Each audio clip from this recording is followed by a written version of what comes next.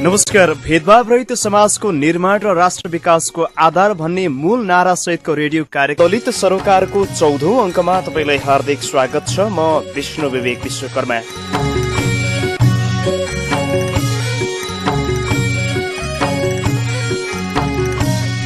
कार्यक्रम दलित सरोकार तपाईँ हरेक हप्ताको शनिबार साँझ 7 बजेदेखि 7:30 बजेसम्म सामुदायिक रेडियो सुनकोशी एफएम 105.6 मेगाहर्जमा सुन्न सक्नुहुन्छ। तपाईँ यो कार्यक्रम रेडियो सुनकोशी 105.6 मेगाहर्ज सिन्धुपाल्चोक र यसै साताबाट रेडियो रमाइलो 100.6 मेगाहर्ज ओखलढुङ्गाबाट पनि सुन्दै हुनुहुन्छ।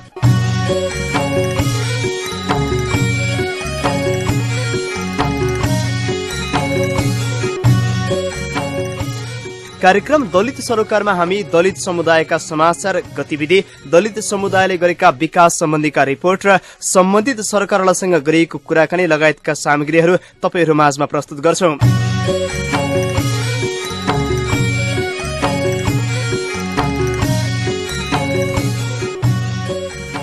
कार्यक्रम दलित सरोकारको आजको अंकमा हामी दलित समुदायका समाचार र गतिविधि, नयाँ संविधानमा जातीय विभेद विरुद्ध कानून भए पनि समाजमा जातीय विभेद नरोकिनुको कारण बारेको एक रिपोर्ट, जातपात छुवाछुतलाई सामाजिक अपराध, गम्भीर मानवता विरुद्धको गम्भीर सामाजिक अपराध घोषणा गरेर छुवाछुतको पूर्ण उन्मूलन गर्ने जिम्मेवारी राज्य सत्ताले नै जिम्मेवारी लिएर मात्रै यी समस्याहरू हल हुन र दलित आन्दोलन पछिल्लो समय गएर सिलाएकै हो त?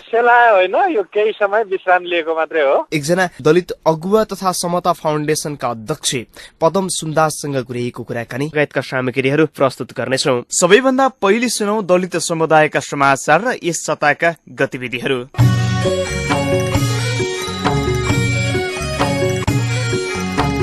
विज्ञान प्रविधि एवं वातावरण मन्त्री विश्वेन्द्र पासवानले राज्यका हरेक संरचनामा दलित समुदायको समान सहभागिता हुनुपर्ने बताउनु भएको छ। निजामती सेवामा दलित समुदायको प्रतिनिधित्व बढाउने उद्देश्यले आयोजना गरिएको लोकसेवा आयोग शाखा अधिकृत पदको तयारी कक्षा अभिमुखीकरण कार्यक्रमको उद्घाटन गर्दै मन्त्री पासवानले सदियौंदेखि आर्थिक, सामाजिक र राजनीतिक रूपमा पछाडि पारिएको दलित समुदायको जनसंख्याका आधारमा प्रतिनिधित्व हुनुपर्ने बताउनु भएको हो। मन्त्री पासवानले दलित समुदायको सवालमा नयाँ संविधान 2072 मा सुनिश्चित गरिएको अधिकारले कार्यान्वयनमा जोड़ दिँदै थप अधिकारका लागि संयुक्त रूपमा संघर्ष गर्नुपर्ने पनि बताउनुभयो।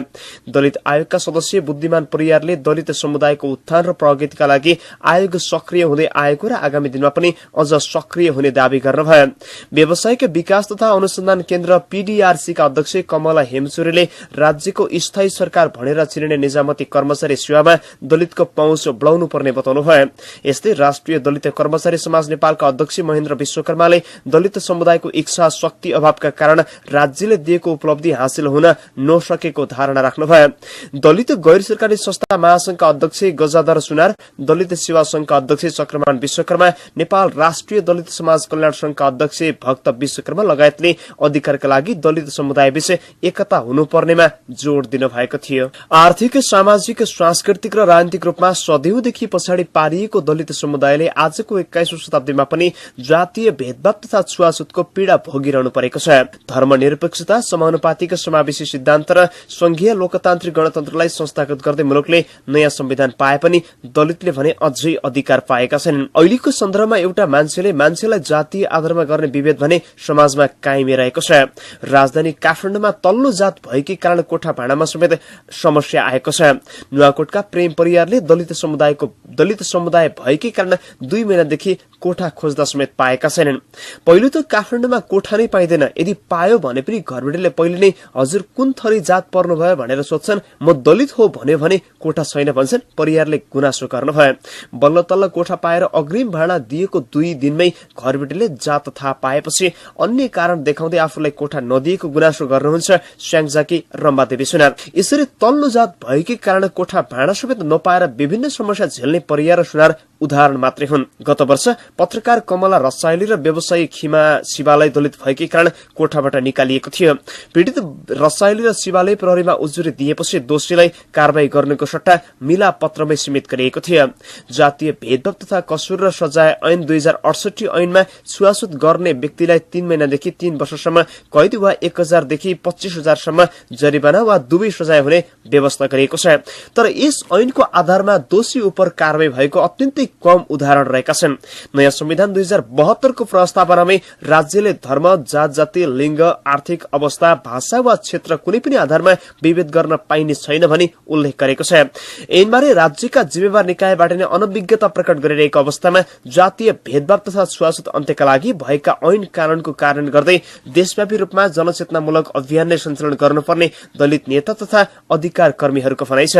दलित आन्दोलनका अगुवा पदम सुन्दास युगौदेखि दलित समुदायले भोग्दै आएको छुवाछुत अन्त्यका लागि दलित एक्लैले भन्दा पनि सरकार र गैर दलित समुदायको समेत सहभागितामा संयुक्त रूपमा पहल गर्नुपर्ने बताउनुहुन्छ।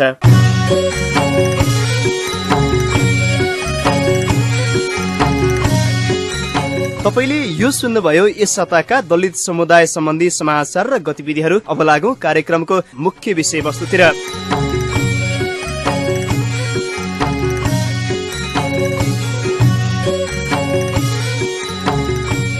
कार्यक्रम दलित सरकारको यस स्तम्भमा हामी समाजमा दलित समुदायमाथि भइरहेको जातीय विभेद तथा घटनाका बारेमा रिपोर्ट प्रस्तुत गर्छौं। आजको अंकमा सहकर्मी उमेश विश्वकर्माले यसै बारेमा तयार पारेको एक रिपोर्ट प्रस्तुत गर्दैछौं। जातपात छुवाछुतलाई सामाजिक अपराध, गम्भीर मानवता विरुद्धको गम्भीर सामाजिक अपराध घोषणा गरेर छुवाछुतको पूर्ण उन्मूलन गर्ने जिम्मेवारी राज्य सत्ताले नै जिम्मेवारी लिएर मात्रै यी समस्याहरू हल हुनेछ। माओवादी नेता तथा पूर्व सभासद तिलक परियार आम दलित समुदायको लागि पिछ्युको पहाडको रूपमा रहेको जातीय विभेद तथा छुवाछुतमा अझै पनि कमी आउन सकेको छैन। कानूनी रूपमा जातीय विभेद तथा छुवाछुतलाई मुलुक ऐन 2020 देखि नै दण्डनीय बनाइएको हो। सोही जगमा टेकेर विभिन्न संविधानमा पनि दण्डनीय भनी राखियो। यसै क्रममा अन्तरिम संविधान 2063 मा त सार्वजनिक स्थलहरूमा लिङ्ग, वर्ण र जात आधारमा समेत विभेद गर्न नपाइने व्यवस्था गरे। त्यही सँगै छुवाछुत मुक्त देश घोषणा गर्दै जेष्ठ 21 लाई छुवाछुत मुक्त दिनको रूपमा मनाउन सुरुवात समेत गरेको छ। अझ दलित समुदायको उत्पीडनमा मलम लगाउने उद्देश्यले 2068 मा जातीय छुवाछुत कसुर र सजाय ऐन 2068 आयो। यो आम दलित समुदायको लागि खुसीको विषय पनि हो। उक्त ऐनमा कोही कसैले जातीय विभेद गरेमा 3 महिनासम्म कैद, 25,000 रुपैयाँ जरिवाना र दुवै सजायको व्यवस्था गरेको छ। यसरी थुप्रै कानूनी व्यवस्था भइसक्दा पनि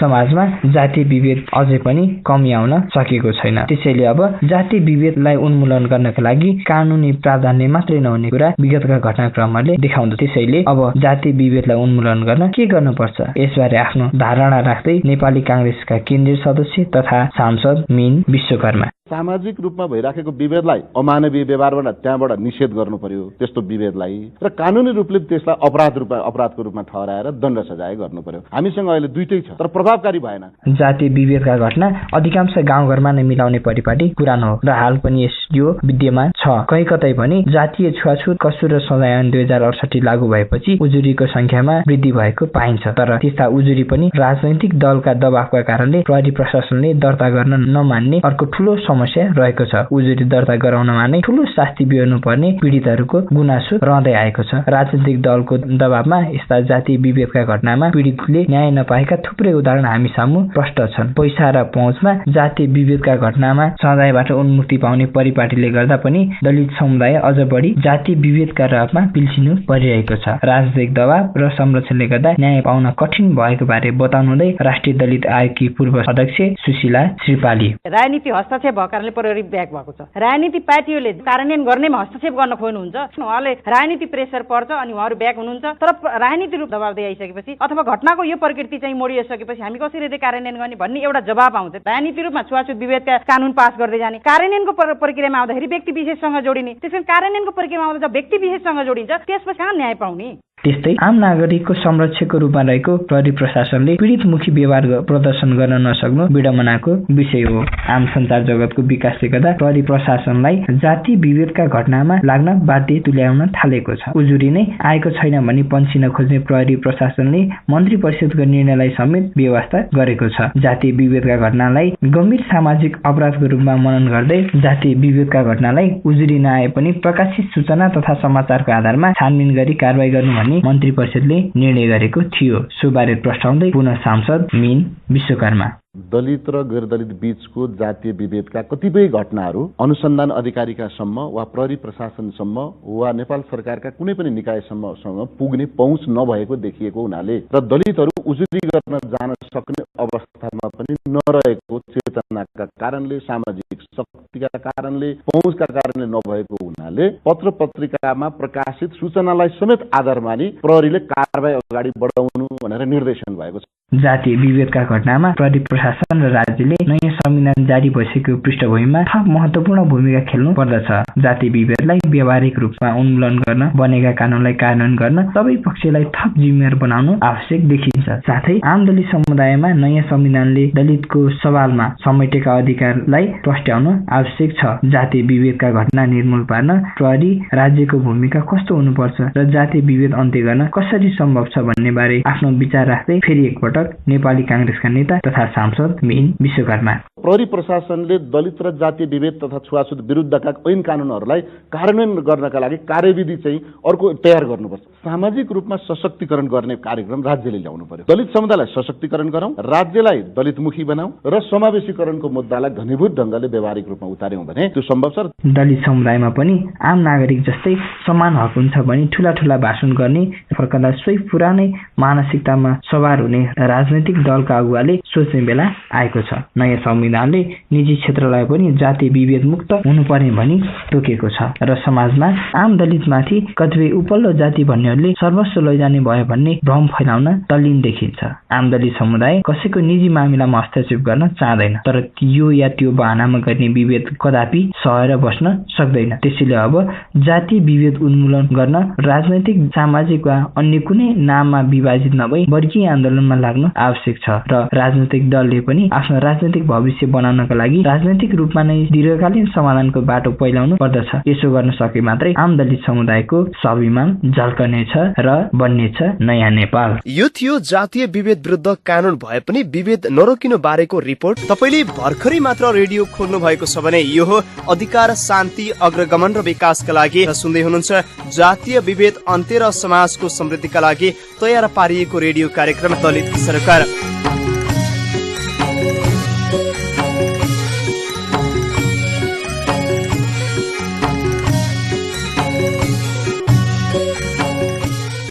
कार्यक्रम दलित सरोकारमा अब कुराकानीको पालो।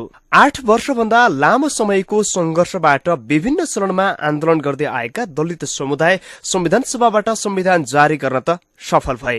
यस सफलतामा केही दलितका मुद्दाहरू पनि संविधानमा समेटिएका छन्, तर जनचेतना केही बढेको भनिएको पछिल्लो समयको समाजमा पनि जातीय विभेद रोकिएको छैन। आज मैले यो क्रममा संविधान सभापछि सुस्ताएको दलित आन्दोलनका विषयमा समता फाउन्डेशन नेपालका अध्यक्ष पदम सुन्दाससँग कुराकानी गरेको छु। उहाँसँगको कुराकानीमा मैले सबैभन्दा पहिले पछिल्लो समय संविधान जारी भएपछि तपाईको आन्दोलन सेलाएकै हो भनेर सोधेको छु। सेलाए होइन, यो केही समय विश्राम लिएको मात्रै हो। हामी जुन धरानमा म आएको छु त्यसैको लागि पनि सरसल्लाहको लागि पनि हो र भोलि एउटा चाहिँ यहाँ अन्तर्क्रियाको कार्यक्रम राखिरहेका छौँ। संविधान सभामा जुन दलित अधिकार प्राप्त भएको छ त्यसलाई चाहिँ कसरी चाहिँ के अरे प्रयोगमा ल्याउने, कसरी चाहिँ त्यो प्राप्त गर्ने भन्ने विषयमा छलफल र आगामी कार्यक्रम कसरी गर्ने भन्ने विषयमा हामी लागिरहेका छौँ। केही साथीहरू पश्चिमतिर पनि जानु भएको छ, त्यसकारण यो हामी केही समय विश्राम लिएको मात्रै हो, सुस्ताएको चाहिँ हो। तर अहिले पनि भनिन्छ तपाईँको धेरै जसो समस्या हेर्दाखेरि त तपाईँहरू यो पर्याय बेला मात्रै चर्को आवाज गर्ने, अघि पछि चुप्प लाएर बस्ने प्रवृत्ति त देखिया हो नि वास्तवमा, होइन? लागेर भनेर चाहिँ अब त्यो कुनै कार्यक्रमहरू ठ्याक्कै सडकमा देखिने कार्यक्रम हुन्छन् भने कुनै कार्यक्रम आन्तरिक रूपमा तयारी गर्नेदेखि लिएर सरसल्लाह पनि हुन्छन्, त्यो पनि एउटा कुनै हो। तर केही समय भन्दा करिब 1 महिना जुन यो मधेसको आन्दोलन सुरु भयो, मधेसको आन्दोलनपछि अलिकति सेलाएको चाहिँ हो। पदमजी, अहिलेको अवस्थामा भनिन्छ नि तात्या बेला घन ठोक्नुपर्छ क्या, हरेक वस्तु जब तात्छ नि त्यति बेला जस्तो त्यति बेला तपाईँको आन्दोलन उग्र रूपमा थियो नै, जनचेतना पनि त्यस्तै थियो, मान्छेहरूलाई के गरौँ भन्ने पनि लागेको थियो। अहिले अलिकति तपाईँको पुरा अधिकार संविधानमा व्यवस्था भइसकेको अवस्था पनि छैन, नभएको अवस्था पनि छैन। भएका व्यवस्थालाई जानकारी दिने काम खै त तपाईँले गर्नुभयो, त्यो देखिएन होइन। अहिलेको खास गरी हाम्रो जुन मूल मुद्दा छ त्यो मूल मुद्दा चाहिँ संविधान सभाभित्रै अड्किएको छ। त्यसकारण संविधान सभाभित्र भएका सभासदहरूलाई तताउन र उहाँहरूलाई चाहिँ यो अधिकारको लागि चाहिँ एकजुट हुनको लागि ठुलो प्रयास पहिलो प्राथमिकता त्यसमा छ र त्यो काम त भइरहेको छ। पदमजी यति बेला धरानको कुरा गरौँ। धरानमा समग्रमा जातीयता सम्बन्धीको मुद्दा र यो जनचेतनाको केसमा कतिको अगाडि छ, काठमाडौँभन्दा कति पछाडि छ? धरान एक प्रकारले लिम्बुवानको चाहिँ के अरे प्रभावित क्षेत्र हो। हजुर। र लिम्बुवानले जसरी चाहिँ मधेसमा चाहिँ मधेसको आन्दोलन छ त्यसरी नै यहाँ लिम्बुवानमा पनि आन्दोलनहरू चलिरहेको छ। केही दिन अगाडिसम्म बन्दै थियो, 2-3 दिन मात्रै हो यहाँ खुल्ला भएको। तर जुन रूपमा उठ्नुपर्ने हो त्यो मुद्दाहरू अहिले खास त्यसरी चाहिँ उठेको यहाँ पनि। तपाईँले उठेको जसरी भन्नुभयो त्यो उठेको छैन, यसका लागि तपाईँले अन्तर्क्रिया कार्यक्रम राख्नु भएको रहेछ पर्सि। के हुँदैछ अन्तर्क्रिया कार्यक्रममा त्यहाँ? अन्तर्क्रिया कार्यक्रमै दलित अधिकार संविधान सभामा भएको दलित अधिकार र त्यसको कार्यान्वयनमा चुनौती भन्ने विषयमा राखेको। त्यसमा चाहिँ समग्र त्यहाँ भएका सबै स्थानीयवासीहरूको सहभागिता रहन्छ त? होइन, अहिले चाहिँ दलित समुदायका राजनीतिक भातृ सङ्गठनको नागरिक समाज, दलित एनजिओको नागरिक समाजहरूको र अनि यहाँ खास गरी धरानमा चाहिँ समन्वय समिति, दलित अधिकार समन्वय समिति भनेर चाहिँ सबै राजनीतिक पार्टीका सबै जातीय के अरे समुदायगत संस्थाहरूको पनि एउटा साझा संस्था छ। त्यहीसँग मिलेर चाहिँ हामीले कार्यक्रम गर्दैछौँ र यो अहिले चाहिँ गैर दलितहरूलाई हामीले बोलाएको थियौँ, दलितहरूमा। हो, यहीँनिर सुरु कुरा आयो क्या? तपाईँहरूले आफू मात्रै गर्ने, घरभित्र मात्रै खुसी हुने, झिटी झ्याम्टा बजाउने, बाहिर चाहिँ फेरि आफ्नै पारामा जाने। समग्रमा त अहिले विभेद भने त तपाईँहरू दलित र गैर दलित बिच होइन र भने, अनि उहाँहरूले सँगै नराखेर कसरी यो कुरा समाधान हुन्छ? पहिलो कुरो त के भने प्रारम्भिक छलफल र प्रारम्भिक तयारी त दलितहरूबाटै हुनु पर्यो नि त। अनि त्यसपछि मात्रै त गैर दलितसँग जाने। त्यसका लागि तपाईँले थालेको 70 वर्षदेखिको आन्दोलन प्राप्त हुने कुरा त होइन, तर तयारी त पहिले त घरभित्रबाट पहिले तयारी हुनु पर्यो नि। पदमजी 70 वर्षसम्म त्यो तयारी भएन र भने? तपाईँहरूको 70 वर्ष अस्ति सडकमै सदनमै त्यत्रो गर्नुभयो बवन्डर, अनि अहिलेसम्म तयारी नभए चाहिँ कस्तो तयारी हो तपाईँको? यो तयारी भनेको यो जुन अहिले अब नयाँ संविधानभित्र प्राप्त भएको अधिकारलाई कसरी चाहिँ के अरे कार्यान्वयनको लागि पहल गर्ने भने त पहिले खाका त हामीले नि तयार गर्नु पर्यो नि त। त्यसो भने अब तपाईँहरू यो बिचमा चाहिँ कुराकानी हुँदै रहेछ। अब गैर दलित बिच कति चाँडो चाहिँ तपाईँहरूको छलफल हुन्छ? हामी करिब यो संशोधन विधेयक जुन पास भएको छ, हजुर, संशोधन विधेयक पछि तुरुन्तै हामी यसमा लाग्छौँ। संशोधन विधेयकको कुरा निकालिहाल्नु तपाईँले। अहिले के दलितका बाँकी मुद्दाहरू यो संशोधन विधेयकको पुरा गर्छ त? जुन मधेसको मुद्दा हो, मधेसको मुद्दामा पनि समानुपातिक प्रतिनिधित्व समावेशीको जुन कुरा छ त्यो चाहिँ दलितलाई मात्रै होइन सबैलाई लागेको के अरे नै सबैको लागि नै फाइदाजनक एजेन्डा छ। त्यो एजेन्डा सुनिश्चित हुनु भनेको, मधेसको केही एजेन्डा सुनिश्चित हुनु भनेको पछाडि परेका समुदायदेखि लिएर पछाडि परेको क्षेत्रको सबैलाई चाहिँ समानुपातिक प्रतिनिधित्वको जुन सवाल छ त्यसले चाहिँ सबैलाई चाहिँ समेट्छ। त्यसकारण त्यसले पनि अलिकति नयाँ कार्यक्रम तय गर्नलाई त्यसले केही फरक पर्छ। अब समानुपातिक जुन चाहिँ विधेयक पास भयो भने एउटा एजेन्डा हाम्रो घट्छ। कार्यान्वयन के अरे त्यसलाई कार्यान्वयन पक्षतिर मात्रै हामी लाग्छ। दलितका मुद्दाहरू सम्बोधन हुन त यो मधेसको आन्दोलन चर्किनु पर्दो रहेछ है, यसो हेर्दाखेरि बुझ्दाखेरि चौधरी रूपमा। होइन, मधेसको आन्दोलन भनेको सिर्फ मधेसको मात्रै होइन, हाम्रो बुझाइमा चाहिँ यो के अरे समग्र पछाडि परेको दलितदेखि लिएर पिछडिएको क्षेत्र होइन, जनजाति सबैको चाहिँ मुद्दा मध्ये एउटा जुन समानुपातिक प्रतिनिधित्वको कुरा छ त्यो चाहिँ सबैको लागि नै हो। त्यसकारण त्यसले पनि केही कुरा भोलिको कार्यक्रमको लागि आधार तयार गर्छ।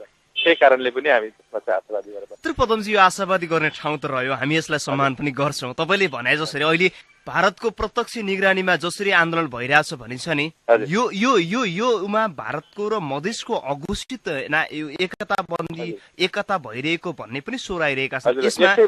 नेपालको बढी मधेस आन्दोलनलाई खुलेर हामीले साथ दिन नसकेको कारण चाहिँ के भने यो जुन भारतीय नाकाबन्दी सरकार हो त्यसले चाहिँ अलिकति हामी सफल नै झस्काएको छ र हामी सबै नै चिन्तित छौँ। त्यसकारण प्रत्यक्ष रूपमा यो जुन भारतले नाकाबन्दी गरेको छ त्यसको लागि त हामी यस आन्दोलनलाई हामी साथ दिन्छौँ। अन्तिममा छु तपाईँको अन्तिममा कुरा गरिरहँदा अहिले नेपालका दलितहरूले संविधानमा भएका सम्बोधन अर्थात् व्यवस्थाहरूको कार्यान्वयन गर्न पनि मधेस आन्दोलन कुर्न पर्ने रहेछ। त्यहाँ त्यो चर्किएको आवाजको अलिकति स्वर भइदिनु पर्ने रहेछ भन्ने देखियो। तपाईँहरू कतिसम्म परनिर्भर भएको क्या?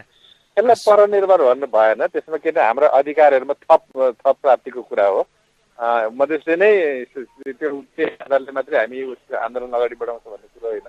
एउटा एजेन्डा, मूल एजेन्डा भने जुन समानुपातिक प्रतिनिधित्व एजेन्डा छ त्यो चाहिँ सबैको लागि नै भएको हुनाले त्यसको लागि हामीले केही समय कुरेको मात्रै हो। र त्यसमा चाहिँ अहिले जुन सदनको सबभन्दा बढी कारवाही हुनुपर्ने सदनभित्र हो सदन नै एक प्रकारले ठप्प भएको हुनाले त्यसको प्रारम्भिक तयारीको लागि हामी अब पदमजी यो संविधान संशोधन विधेयक पारित भइरहँदा दलितका 90% मुद्दाहरू समाधान भयो भन्न मिल्छ या त अझ धेरै बाँकी छन् भन्न मिल्छ? समाधान त अहिले जुन संविधान बनेको छ संविधानमा चाहिँ तपाईँको सबै अधिकारहरूमा चाहिँ कानुन बमोजिम जुन राखेको छ त्यसले चाहिँ अधिकार प्राप्त भएर पनि त्यसलाई चाहिँ कार्यान्वयनको चाहिँ ठुलो चुनौतीको कुरो छ। भोलि कानुन बन्दाखेरि कुन हिसाबले चाहिँ पहिलेको जस्तै षड्यन्त्रमूलक कानुन बन्ने भने त फेरि दलितहरूले फेरि सम्पूर्ण अधिकारको लागि फेरि एकजुट भएर लड्नै पर्ने हुन्छ र अहिले जुन प्राप्त भएको छ त्यो प्राप्त भएकालाई चाहिँ सजिलो तरिकाले सुगम तरिकाले लागू होस् भन्ने हिसाबले हामी अगाडि जेस हामी आशा गरौँ यो संविधान संशोधन विधेयकले कानुन चाहिँ बनाइसकेका छ, दलितको अधिकार सुरक्षित भइसकेका छन्,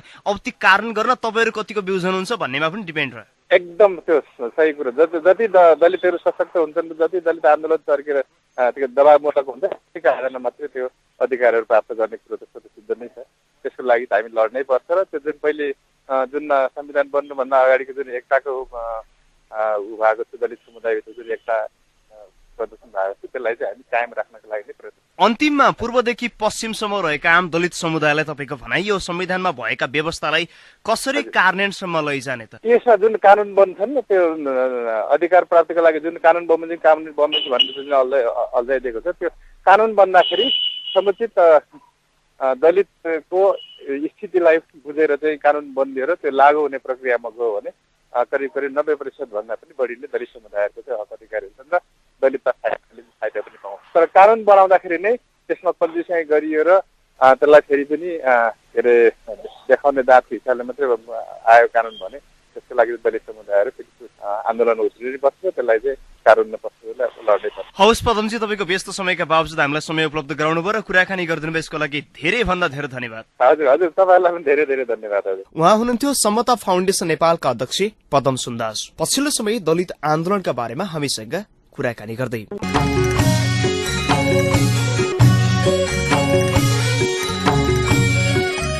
यसै कुराकानीसँगै आजलाई कार्यक्रमको निर्धारित समय सकिने लागेको छ। कार्यक्रम दलित सरोकारका बारेमा तपाईँका पनि सल्लाह सुझाव या प्रतिक्रिया भए हामीलाई दिन सक्नुहुन्छ। त्यसका लागि हाम्रो ठेगाना छ कार्यक्रम दलित सरोकार, radio Sunkoshi FM 105.6 megahertz Sindhupalchok. साथै तपाईँले हामीलाई dalitsaroकार.rp@gmail.com मा पनि इमेल गर्न सक्नुहुन्छ। तपाईँका रचनात्मक सुझाव, सल्लाह र प्रतिक्रियालाई हामी आत्मसात गर्दै अगाडि बढ्नेछौँ।